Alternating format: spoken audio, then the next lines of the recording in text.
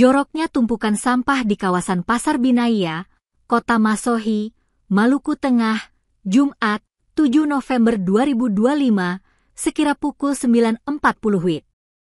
Tumpukan sampah kardus bekas, plastik kresek, dan didominasi sisa sayur mayur hampir meluber ke bahu jalan tepat di perempatan jalan. Sekitar kurang lebih 20 meter dari tumpukan sampah, pedagang menjajakan dagangan mereka.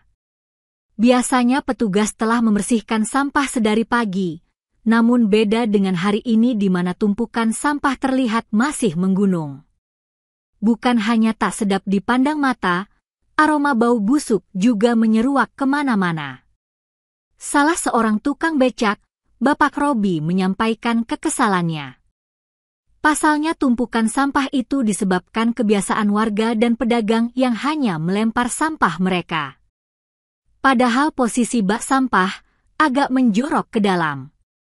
Sayangnya, kata Bapak Robi, warga juga tak sadar tuk membuang sampah pada tempatnya.